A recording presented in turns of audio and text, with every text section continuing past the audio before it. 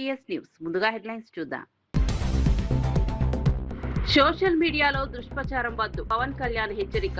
Post చేసే ముందు నిజమో కాదో తెలుసుకోండి వ్యాఖ్య. ప్రభుత్వాన్ని ప్రశ్నించండి కానీ ఆధారాలతో మాట్లాడండి అన్న పవన్ కళ్యాణ్. ప్రతి షేర్ పై ఆలోచించండి, యువతకు పవన్ కళ్యాణ్ సూచన. కాంగ్రెస్ అవినీతిపై రాజగోపాల్ వ్యాఖ్యలు నిజమేనన్న కేటీఆర్. తెలంగాణను కాంగ్రెస్ ఏఐసీసీకి ఏటీఎంగా మార్చిందన్న కేటీఆర్. సొంత పార్టీ ఎమ్మెల్యేల అవినీతిపై మాట్లాడుతున్నారని వెల్లడి. అవినీతిపై కేంద్రం ఎందుకు చర్యలు తీసుకోవడం లేదన్న కేటీఆర్. రైతులపై భారం పడకుండా ఎరువుల ధరలు నియంత్రించామన్న మోదీ. 3,000 యూరియా బస్తా రైతులకు 300కే అందిస్తున్నామన్న మోదీ. 5,000 డీఏపీ బస్తా 1,350 రూపాయలకే అందిస్తున్నామని వెల్లడి. రైతుల సంక్షేమమే దేశ ఆర్థిక పురోగతికి కీలకమని వ్యాఖ్య. స్వర్ణాంధ్ర 2047 కోసం 10 సూత్రాల ప్రణాళిక రూపొందించామన్న చంద్రబాబు. 5 ఏళ్లలో 20 లక్షల ఉద్యోగాల కల్పన. వచ్చే 3 ఏళ్లలో విద్యుత్ ఛార్జీలు పెంచమన్న చంద్రబాబు హామీ. పరిశ్రమల పెట్టుబడులతోనే ఏపీ అభివృద్ధికి చంద్రబాబు భారీ ప్లాన్. కృష్ణా జలాలపై ఏపీ మరోసారి కుట్ర చేస్తోందన్న శ్రీనివాస్ గౌడ్. తెలంగాణకు 30 టీఎంసీలే ఇవ్వాలన్న ఏపీ లేఖపై ఫైర్. తెలంగాణ నీటి హక్కులను కాపాడటంలో ప్రభుత్వం విఫలమైందన్న మాజీ మంత్రి. నీటి హక్కుల కోసం బీఆర్ఎస్ పోరాటం చేస్తోందన్న శ్రీనివాస్ గౌడ్. విజయవాడలో జరిగిన 80వ స్వాతంత్ర్య దినోత్సవ వేడుకల్లో ముఖ్యమంత్రి చంద్రబాబు నాయుడు జాతీయ జెండాను ఆవిష్కరించారు. ఈ సందర్భంగా స్వర్ణాంధ్ర 2047 విజన్ కోసం 10 సూత్రాల ప్రణాళికను ప్రకటించారు. రాష్ట్రాన్ని అన్ని రంగాల్లో అభివృద్ధి చేసి భవిష్యత్ తరాలకు మెరుగైన అవకాశాలు కల్పించడమే లక్ష్యమని సీఎం తెలిపారు. 5 ఏళ్లలో 20 లక్షల ఉద్యోగాలను కల్పించేందుకు ప్రభుత్వం కృషి చేస్తోందని ప్రకటించారు. పరిశ్రమలు, పెట్టుబడులు, సాంకేతిక రంగాల్లో భారీగా అవకాశాలు సృష్టిస్తామని చెప్పారు. యువతకు నైపుణ్య శిక్షణ ఇచ్చి ఉపాధికి అనుసంధానం చేస్తామని తెలిపారు. వచ్చే 3 ఏళ్లలో విద్యుత్ ఛార్జీలు పెంచబోమని ప్రజలకు హామీ ఇచ్చారు. ఈ దేశానికి మనం ఏమి ఇవ్వగలమని ఆలోచించడమే నేను సంకల్పం. మనం ఏ పని చేసినా దేశ భవిష్యత్తు దృష్టిలో పెట్టుకుని సమాజ హితం కోసం పనిచేయాలి. విద్యార్థి తన నైపుణ్యంతో ఆవిష్కరణలు సాధించాలి. రైతు ప్రకృతి సాగుతో ప్రజల ఆరోగ్యాన్ని, భూసారాన్ని కాపాడాలి. ఉద్యోగి అంకిత భావంతో పనిచేసి సమాజం పట్ల బాధ్యత నెరవేర్చాలి. మహిళ అవకాశాలను అందిపుచ్చుకుని సాధికారత సాధించాలి. ఇలా ప్రతి ఒక్కరూ వ్యక్తిగత జీవితంలో విజయం సాధించడం కూడా దేశ నిర్మాణంలో భాగమే. ఒక వ్యక్తిగా మీ ఆలోచన చిన్నదిగా అనిపించవచ్చు, కానీ కోట్లాది మంది భారతీయులు కలిసి అది దేశ సంకల్పం అవుతుంది. అందరం ఒక కొత్త స్వప్నాన్ని సాకారం చేయాలి. అది వికసిత్ భారత్ 2047, స్వర్ణాంధ్ర 2047. 80 ఏళ్ల క్రితం మనం స్వేచ్ఛను సాధించుకున్నాం. వచ్చే 20 ఏళ్లలో ప్రపంచాన్ని జయిద్దాం. ఒకటే లక్ష్యం, ఒకటే గమ్యం. ప్రధాని శ్రీ నరేంద్ర మోడీ గారు వికసిత్ భారత లక్ష్యాన్ని నిర్దేశించారు. మనం స్వర్ణాంధ్రప్రదేశ్ లక్ష్యాన్ని పెట్టుకున్నాం. ఈ 2 లక్ష్యాలు వేరు కాదు. వికసిత్ భారత్కు బలమైన రాష్ట్రం, స్వర్ణాంధ్రకు బలమైన దేశం కావాలి. అందుకే దేశం కోసం మనం చేసే ప్రతి పని స్వర్ణాంధ్ర నిర్మాణంలో ఒక భాగం. స్వర్ణాంధ్ర కోసం మనం చేసే ప్రతి పని వికసిత్ భారత్ నిర్మాణంలో ఒక భాగం. అంతా కలిసి ఐక్యంగా, బాధ్యతగా స్వర్ణాంధ్రప్రదేశ్ నిర్మిద్దాం. వికసిత్ భారత్ను సాకారం చేద్దాం. దీనికోసం 80వ స్వాతంత్ర్య దినోత్సవ సందర్భంగా దృఢమైన సంకల్పం తీసుకుందాం. ఎన్నో సవాళ్లు దాటి వచ్చాం. స్వతంత్ర భారతదేశం ఎన్నో సవాళ్లు ఎదుర్కొంది. రాష్ట్రం కూడా ఎన్నో ఒడుకుదొడుకులు చూసింది. ప్రత్యేక రాష్ట్రం కోసం పొట్టి శ్రీరాములు గారు చేసిన త్యాగం మనకు గుర్తింపు తెచ్చింది. 1953 అక్టోబర్ 1న కర్నూలు రాజధానిగా ఆంధ్ర రాష్ట్రం ఏర్పడింది. 1956 నవంబర్ 1వ తారీఖున హైదరాబాద్ రాజధానిగా తెలంగాణతో కూడిన ఆంధ్రప్రదేశ్ అవతరించింది. 2014లో మరోసారి రాష్ట్ర విభజన జరిగింది. ప్రతిసారి సవాళ్లు, సంక్షోభాలు మారుతూ వచ్చాయి. కానీ ప్రతిసారి ఆంధ్రప్రదేశ్ ప్రజల పట్టుదలే గెలిచింది. 2014లో నవ్య ఆంధ్రప్రదేశ్ తొలి ముఖ్యమంత్రిగా నాకు అవకాశం ఇచ్చారు. విభజన కష్టాలు అధిగమించి రాష్ట్రాన్ని అభివృద్ధి పథంలో నడిపించేందుకు ప్రయత్నించాం. 2019 సోషల్ మీడియా స్వేచ్ఛను దుర్వినియోగం చేసి దుష్ప్రచారాలు చేయవద్దని AP deputy CM Pawan Kalyan సూచించారు. ప్రభుత్వాన్ని ప్రశ్నించడంలో, ప్రభుత్వ విధానాలను విమర్శించడంలో ఎలాంటి తప్పు లేదని స్పష్టం చేశారు. అయితే సోషల్ మీడియాలో ఏదైనా సమాచారాన్ని షేర్ చేసే ముందు అది నిజమా కాదా అనే విషయాన్ని తప్పకుండా తెలుసుకోవాలని సూచించారు. చేతిలో ఉన్నది కేవలం ఫోన్ మాత్రమే కాదని, ప్రతి ఒక్కరి భవిష్యత్తు కూడా ఉందని పవన్ కళ్యాణ్ అన్నారు. సోషల్ మీడియా ద్వారా తప్పుడు సమాచారం వేగంగా వ్యాప్తి చెందే అవకాశం ఉందని, అందుకే బాధ్యతాయుతంగా వ్యవహరించాల్సిన అవసరం ఉందని తెలిపారు. యువత సోషల్ మీడియాలను మంచి విషయాల కోసం ఉపయోగించాలని సూచించారు. సమాజంలో అపోహలు, ఉద్రిక్తతలు పెంచే సమాచారాన్ని నిర్ధారణ లేకుండా ప్రచారం చేయవద్దని కోరారు. ఇన్ఫర్మేషన్ ఉంది, ఓటు ఉంది, టాలెంట్ ఉంది, కానీ అన్నిటికంటే ముఖ్యంగా మీ చేతిలో మీ భవిష్యత్తు ఉంది, దేశ భవిష్యత్తు ఉంది. ప్రతి తరం తన కాలానికి ఒక బాధ్యతని మోస్తుంది. స్వాతంత్ర ఉద్యమంలో ఒక భగత్ సింగ్, చంద్రశేఖర్ ఆజాద్, నేతాజీ వంటి యువకుల స్ఫూర్తితోటి ఆ రోజున దేశం కోసం త్యాగాలు చేశారు. స్వాతంత్రం వచ్చిన తర్వాత తరాలు దేశ నిర్మాణానికి పునాదులు వేశాయి. ఇప్పుడు ఆ జాతీయ నిర్మాణపు జ్యోతిని ముందుకు తీసుకువెళ్లాల్సిన అవసరం మన యువతది. మీరు ఈ దేశపు యువతది. మీ ఆలోచన స్వేచ్ఛగా ఉండాలి, అన్యాయంపై అసహనం ఉండాలి, మార్పు తీసుకురావాలని తపన ఉండాలి. ప్రభుత్వాన్ని ప్రశ్నించండి, విధానాలను విమర్శించండి, నిరసన తెలియజేయండి, కానీ మీ కోపాన్ని విధ్వంసంగా కాకుండా నిర్మాణాత్మక శక్తిగా మార్చండి. పోరాడే సమస్యలు నిజమైనవే కావచ్చు, కానీ వాటిని ఎవరు ఏ దిశలోకి తీసుకువెళ్తున్నారనేది ఆలోచించాలి. వ్యవస్థలో తప్పుంటే వ్యవస్థని ధ్వంసం చేయడం కాదు, వ్యవస్థని సరిచేయడం అంటే మనకు లక్ష్యం కావాలి. నేను కూడా ప్రజా సమస్యల కోసం అనేక ఉద్యమాలు చేశాను, కానీ ఎక్కడా కూడా ప్రజల ఆస్తుల్ని ధ్వంసం చేయడం కానీ, హింసకి దారి తీయడం కానీ, సమాజాన్ని విభజించడం ఎప్పుడు మార్పుకి మార్గం కాదనే ఆలోచన ఎప్పుడు దృష్టిలో పెట్టుకుని ఉద్యమాలు చేశాం. తెలంగాణ కాంగ్రెస్ ప్రభుత్వంపై ఎమ్మెల్యే కోమటిరెడ్డి రాజగోపాల్ రెడ్డి చేసిన వ్యాఖ్యలతో తాను పూర్తిగా ఏకీభవిస్తున్నానని బీఆర్ఎస్ వర్కింగ్ ప్రెసిడెంట్ కేటీఆర్ అన్నారు. పేదవాడికి ఇల్లు కట్టుకోవడానికి 5 నుంచి 6 లక్షలు ఇవ్వడానికి ప్రభుత్వం వందల నిబంధనలు పెడుతోందని విమర్శించారు. అదే సమయంలో కాంగ్రెస్ ప్రభుత్వ పెద్దలు వేల కోట్ల రూపాయల అవినీతికి పాల్పడుతున్నారన్న ఆరోపణలు వస్తున్నాయని అన్నారు. తెలంగాణ కాంగ్రెస్ ను రాహుల్ గాంధీ ఏఐసీసీకి ఏటీఎంగా మార్చుకున్నారని కేటీఆర్ ఆరోపించారు. రాష్ట్రంలో అవినీతి ఏ స్థాయిలో ఉందా సొంత పార్టీ ఎమ్మెల్యేలే బహిరంగంగా చెబుతున్నారని పేర్కొన్నారు. తెలంగాణకు వచ్చిన ప్రతిసారి రాష్ట్రం ఏఐసీసీకి ఏటీఎంగా మారిందని ప్రధాని మోదీకి కూడా చెబుతున్నారని, మరి కేంద్ర ప్రభుత్వం ఎందుకు చర్యలు తీసుకోవడం లేదని ప్రశ్నించారు. एआईसीसी के लिए वो भी सुन रहे हैं, वो भी देख रहे हैं, क्योंकि उनके खुद के पार्टी के लेजिस्लेटर आज खुल के बयान दे रहे हैं कि तेलंगाना में करप्शन किस लेवल पे है। और मैं उम्मीद करता हूं कि मोदी जी भी सुन रहे हैं, क्योंकि मोदी जी जब भी आते हैं तेलंगाना तो बार बार कहते हैं कि एआईसीसी का एटीएम बन गया तेलंगाना, पर कुछ कार्रवाई तो नहीं होता। फिर बाद में जब एक मंत्री पे ईडी रेड होता है यहाँ पे, फिर ईडी उसके बाद कुछ नहीं करता है।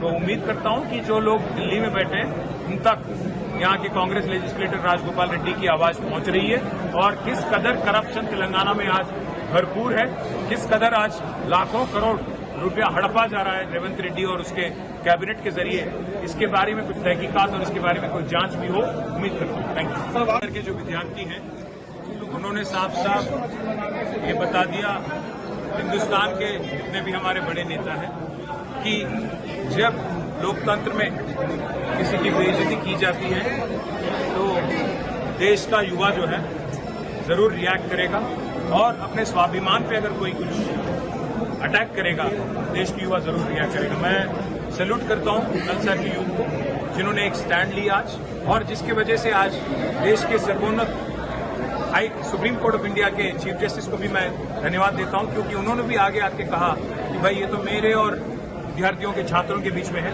तो मैं उनको भी धन्यवाद देता हूं।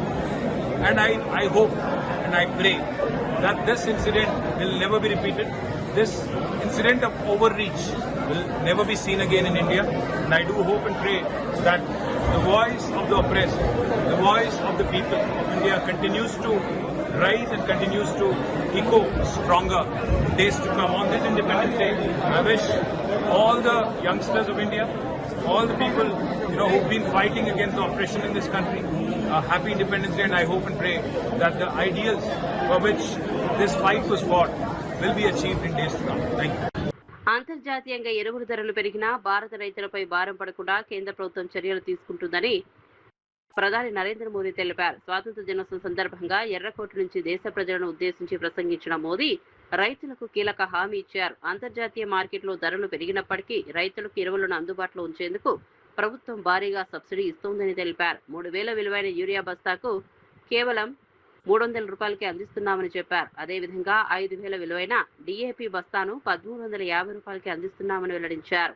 వ్యవసాయ రంగానికి కేంద్ర ప్రభుత్వం అత్యంత ప్రాధాన్యం ఇస్తోందని స్పష్టం చేశారు. రైతుల ఆదాయం, వ్యవసాయ ఉత్పాదకత పెంచేందుకు పలు చర్యలు చేపడుతోందని తెలిపారు. మరోవైపు వరదలు, కొండ చర్యల కారణంగా నష్టపోయిన కుటుంబాలకు ప్రధాని మోదీ సానుభూతి తెలిపారు. విపత్తుల సమయంలో బాధిత ప్రాంతాలకు దేశం మొత్తం అండగా నిలుస్తుందని హామీ ఇచ్చారు. आज दुनिया में बाजार 5,000 पहुंच चुका है, लेकिन मेरे देश के किसानों को दिक्कत ना हो इसलिए 1,350 रुपए में आज भी डीएपी देने का काम हम कर रहे हैं। मेरे प्यारे देशवासियों, एक समय था जब मैं आत्मनिर्भरता की बात कर रहा था तो कुछ मेरे प्यारे देशवासियों, पिछले दिनों देश के कुछ हिस्सों में बाढ़ का प्रकोप रहा, भूस्खलन का प्रकोप रहा, अनेक परिवार प्रभावित हुए। उनके दुख दर्द को हम भली भांति अनुभव करते हैं। पीड़ित परिवारों को मैं विश्वास दिलाता हूं कि हम और पूरा देश उनके साथ खड़े हैं। मेरे प्यारे देशवासियों, कोई भी राष्ट्र तब महान बनता है, तब अपनी सिद्धियों को प्राप्त करता है, जब अपने सपनों, अपने संकल्पों और अपने सामर्थ्य के दम पर आगे बढ़ता है। मेरे देशवासियों, अब छोटे सपनों से चलने वाला नहीं, हमें बड़े सपने, क्योंकि बड़े सपने हमारी सोच को भी विस्तार देते हैं, हमारी सोच की क्षितिज को विस्तृत करते हैं। हमारे संकल्प दृढ़ होने चाहिए। जब संकल्प दृढ़ होता है तो कठिनाइयों से, आपदाओं के बीच से रास्ते निकालने का सामर्थ्य अपने आप उभर करके आता है। జైలు నుంచి విడుదలైన మాజీ మంత్రి వైసీపీ నేత సీదిరి అప్పలరాజు కీలక వ్యాఖ్యలు చేశారు. అహింసా దీక్షలు, ప్రజా పోరాటాల ద్వారానే దేశానికి స్వాతంత్ర్యం వచ్చిందని గుర్తు చేశారు. స్వాతంత్ర దినోత్సవం సందర్భంగా ఒక రోజు ముందుగానే జైలు నుంచి బయటకు వచ్చి జాతీయ జెండాను ఎగురవేయడం తన అదృష్టంగా భావిస్తున్నానని తెలిపారు. పలాస్ నియోజకవర్గ ప్రజలకు, కార్యకర్తలకు మరోసారి సేవ చేసే అవకాశం రావాలని కోరుకున్నారు. కష్టకాలంలో తనకు అండగా నిలిచిన కార్యకర్తల రుణాన్ని తప్పకుండా తీర్చుకుంటానని స్పష్టం చేశారు. ప్రభుత్వం అణిచివేత ధోరణితో వ్యవహరిస్తోందని అప్పలరాజు ఆరోపించారు. ప్రభుత్వాన్ని ఎవరైనా ప్రశ్నిస్తే అక్రమ కేసులు పెట్టి జైలుకు పంపిస్తున్నారని విమర్శించారు.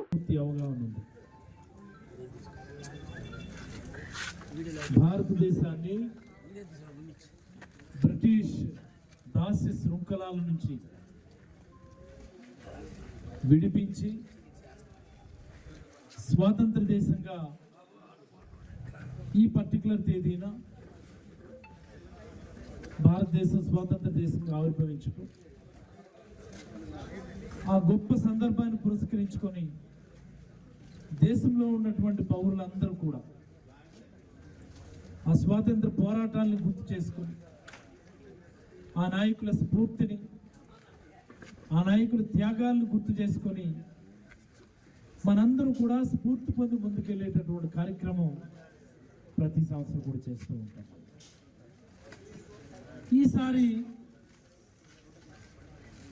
భారత స్వాతంత్ర 80వ దినోత్సవం సందర్భంగా కొన్ని ప్రత్యేకతలు వ్యక్తిగతంగా నేనైతే అబ్జర్వ్ చేయటం జరిగింది.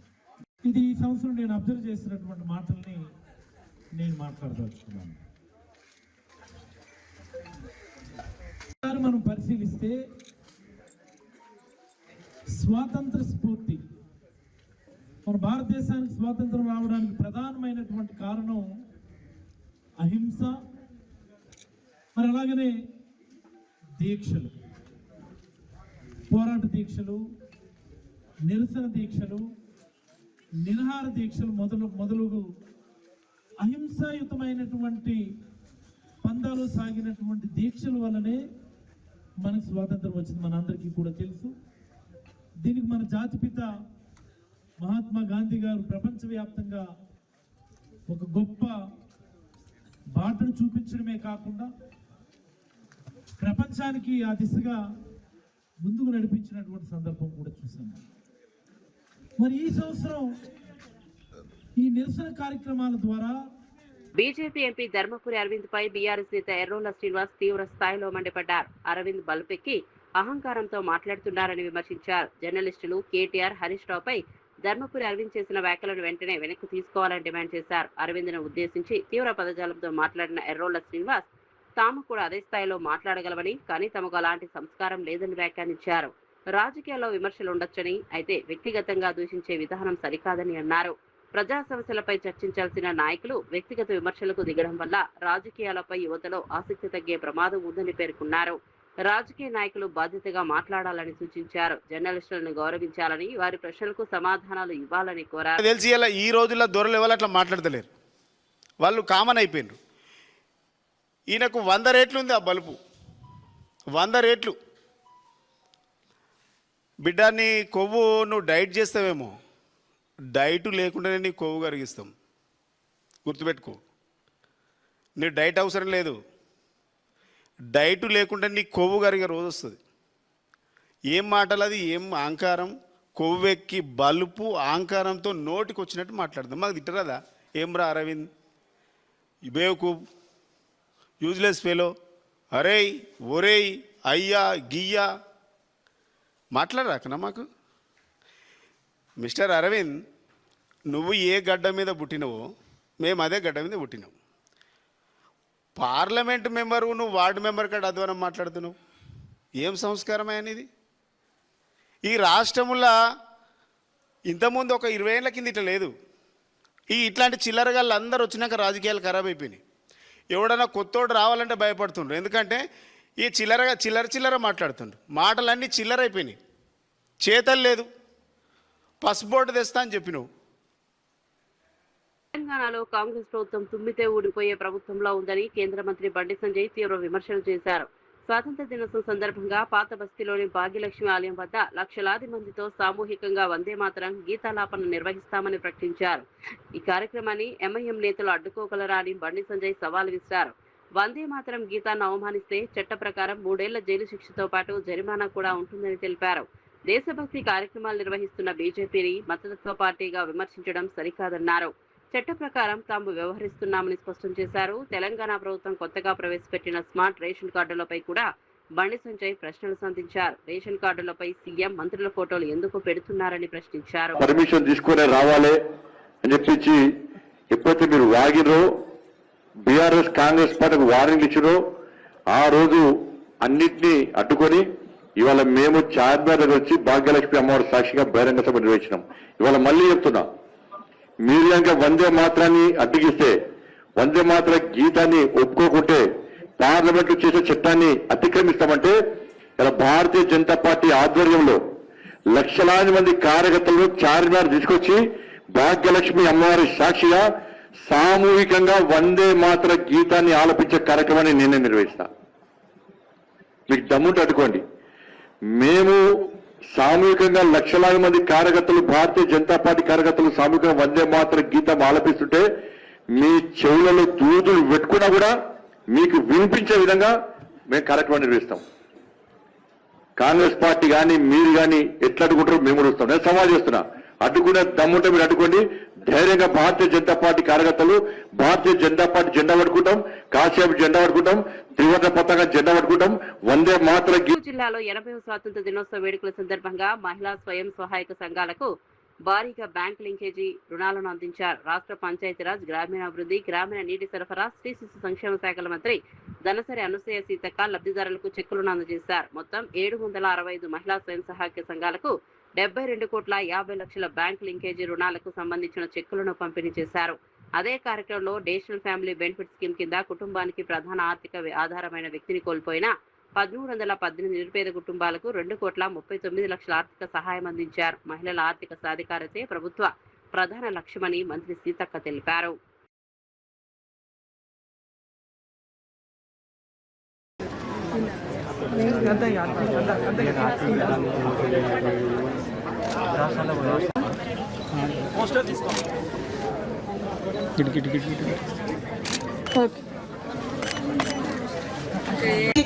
ద్వారా 73,416 మందికి 12,14,846 టెస్టులు చేయడం జరిగింది.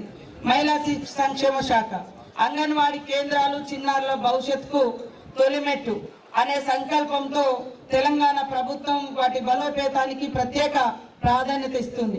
చిన్నారులకు పౌష్టికారం, పూర్వ ప్రాథమిక విద్యతో పాటు గర్భిణీలు, బాలింతలకు మెరుగైన సేవలు అందించేందుకు చర్యలు చేపడుతుంది. ఇందులో భాగంగా జిల్లాలో ఖాళీగా ఉన్న 95 అంగన్వాడీ టీచర్లు, 329 ఆయాల ఉద్యోగాల భర్తీకి నియామక ప్రక్రియ కొనసాగుతుంది. ఆరోగ్య లక్ష్మి పథకం ద్వారా 8,118 మంది గర్భిణీలు, బాలింతలు, చిన్నారులకు పోషకాహారం ఇవ్వడం జరుగుతుంది. ఈ ఆర్థిక సంవత్సరంలో MGNREGS నిధుల కింద 25 అంగన్వాడీ భవనాలు మంజూరు చేయడం జరిగినది. మిషన్ వాత్సల్య పథకం ద్వారా జిల్లాలోని బాలికల సంరక్షణ కోసం 171 గ్రామాలలో బాలల సంరక్షణ కమిటీలను ఏర్పాటు చేసి సమావేశాలు నిర్వహిస్తూ స్పాన్సర్షిప్ పథకం ద్వారా 71 మంది పిల్లలకు ప్రతి నెల 4,000 రూపాయలు అందిస్తున్నాం. జిల్లాలోని దివ్యాంగులకు 14 మందికి స్కూటీలు, 7గురికి ల్యాప్టాప్లు, స్మార్ట్ ఫోన్లు, ట్యాబ్లు పంపిణీ చేశాం.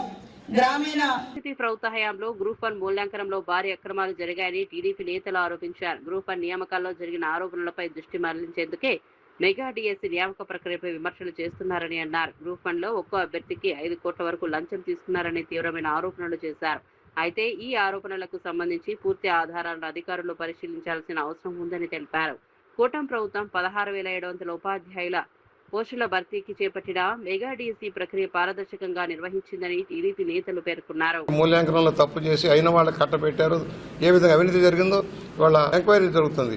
ఎంక్వైరీలో నిర్దిష్టంగా వాళ్ళు చేసిన తప్పులన్నీ కూడా కోర్టుకు సమర్పించడం జరుగుతుంది. అది కప్పిపుచ్చుకోవడం కోసం ఎక్కడో ఏదో జరిగిందని దొంగతనం చేసి పారిపోతే ఎవరినో చూపించి దొంగ అని పారిపోయినట్టుగా జగన్మోహన్ రెడ్డి విధానాలు ఉన్నాయనేది మనం తెలుసుకోవాల్సిన అవసరం ఉంది. ప్రజలు కూడా మేల్కోవాలి. ఇలాంటి దుర్మార్గుల పరిపాలన ఉన్నంత కాలం కూడా ఏ విధంగా నిర్వర్తించారో, ఏ విధంగా ప్రజల గొంతు నొక్కారో ఒకసారి ఆలోచన చేయాలి. ఎక్కడికి వెళ్ళినా అరాచకం, ఆటవిక విధానం. ఈ రాష్ట్ర భవిష్యత్తును కాపాడాల్సిన అత్యంత ఉన్నతమైన ఉద్యోగాలలో నియామకం చేయాల్సిన అధికారులను కేవలం రిక్షా దుక్కుండే వాళ్ళతో, ఎలక్ట్రీషియన్లతో, సెక్యూరిటీ గార్డుల్లో ఈ రాష్ట్ర భవిష్యత్తును పెట్టడానికి కారణం ఎవరు? జగన్మోహన్ రెడ్డిని ప్రశ్నిస్తా ఉన్నా. 3 మాటలు భారతదేశ చరిత్రలో ఎక్కడ లేని విధంగా మూల్యాంకనం చేసిన మీరు ఈరోజు డిఎస్సీ పైన, లోకేష్ గారి పైన మాట్లాడుతున్నారు. సరే, ఎన్ని ఎక్కడ మాట్లాడాలి? అసెంబ్లీకి రావాలి కదా, అసెంబ్లీకి రాడు. కౌన్సిల్ సభ్యులు మాత్రం మమ్మంటాడు. గ్రూప్ 1లో డబ్బులు చేతులు మారినాయి, ట్యాంపరింగ్ జరిగినది స్పష్టంగా తెలుస్తోంది. డిఎస్సీలో 3.5 లక్షల మంది పరీక్షలు రాసినారు. 3.5 లక్షల మందిలో ఒక్కనికి ఒకరు డబ్బు ఇచ్చిండు అక్కడ బయటకు వచ్చిందా? విజయవాడలో నిర్వహించిన 80వ స్వాతంత్ర దినోత్సవ వేడుకల్లో మంత్రి నారా లోకేష్ పాల్గొని జాతీయ జెండాను ఆవిష్కరించారు. ఈ సందర్భంగా రాష్ట్రంలో విద్యారంగంలో తీసుకొస్తున్న మార్పులను వివరించారు. ప్రభుత్వ పాఠశాలల్లో చేపట్టిన విద్యా సంస్కరణల కారణంగా 1.10 లక్షల మంది విద్యార్థులు కొత్తగా చేరారని తెలిపారు. ప్రభుత్వ పాఠశాలలపై తల్లిదండ్రుల నమ్మకం పెరుగుతుందని చెప్పారు. విద్యార్థులకు మెరుగైన విద్య అందించేందుకు మౌలిక వసతులను అభివృద్ధి చేస్తున్నామని తెలిపారు. రాష్ట్రంలోని విద్యా వ్యవస్థను మరింత బలోపేతం చేసేందుకు ప్రభుత్వం పలు చర్యలు చేపడుతోందన్నారు. యువతకు ఉద్యోగ అవకాశాలు పెంచడం ప్రభుత్వ ప్రధాన లక్ష్యమని చెప్పారు. మనందరి కళ. గడిచిన 2 ఏళ్లు నేను గుంటూరు జిల్లాలో జరిగిన కార్యక్రమాల్లో పాల్గొనడం జరిగింది. కానీ ఈ సంవత్సరం మీ అందరి అన్నగారు, నా ఒక్కరికే తాతగారు, విశ్వవిఖ్యాత నట సార్వభౌమ స్వర్గసీయ నందమూరి తారక రామారావు గారు నడియాడిన జిల్లా వేడుకల్లో పాల్గొంటాం నాకు ప్రజలిచ్చిన గొప్ప వరం. నేను విద్యాశాఖ మంత్రిని అయినప్పుడు నేను ప్రజలందరికీ ఒకే హామీ ఇచ్చా. ప్రభుత్వ పాఠశాలలకు పూర్వ వైభవం తీసుకొస్తానని ఆనాడు చెప్తాం జరిగింది. 2 ఏళ్లు డిపార్ట్మెంట్లో ఉన్న వారందరూ అహర్నిశలు కష్టపడ్డారు. ఇప్పుడు నేను గర్వంగా చెప్తున్నా, భారతదేశ చరిత్రలో ఎప్పుడు జరిగిన విధంగా ప్రైవేట్ పాఠశాలల నుంచి సుమారుగా 1,10,000 మంది విద్యార్థులు ఈ రోజు ప్రభుత్వ పాఠశాలలో చేరటం జరిగింది. బంజారా హిల్స్ లోని తెలంగాణ రక్షణ సేన కార్యాలయంలో 80వ స్వాతంత్ర దినోత్సవ వేడుకలు వైభవంగా నిర్వహించారు. ఈ సందర్భంగా తెలంగాణ రక్షణ సేన అధ్యక్షురాలు కల్వకుంట్ల కవిత జాతీయ జెండాను ఆవిష్కరించారు. అనంతరం జాతీయ జెండాకు గౌరవ వందనం సమర్పించారు. దేశ స్వాతంత్ర్యం కోసం ప్రాణత్యాగం చేసిన మహానీయులను ఈ సందర్భంగా స్మరించుకున్నారు. స్వాతంత్ర దినోత్సవం సందర్భంగా దేశభక్తి, జాతీయ సమైక్యతను చాటేలా కార్యక్రమాలను నిర్వహించారు. కార్యక్రమానికి తెలంగాణ రక్షణ సేన నాయకులు, కార్యకర్తలు, అభిమానులు హాజరయ్యారు. జాతీయ జెండా ఆవిష్కరణ అనంతరం దేశభక్తి నినాదాలతో కార్యాలయ ప్రాంగణం మారబోగింది. స్వాతంత్ర సమరయోధుల త్యాగాలను గుర్తు చేసుకుంటూ దేశ అభివృద్ధిలో ప్రతి ఒక్కరూ భాగస్వాములు కావాలని నాయకులు పిలుపునిచ్చారు. తెలంగాణ ప్రజల హక్కులు, రాష్ట్ర ప్రయోజనాల కోసం నిరంతరం కృషి చేస్తామని తెలంగాణ రక్షణ సేన ప్రతినిధులు తెలిపారు.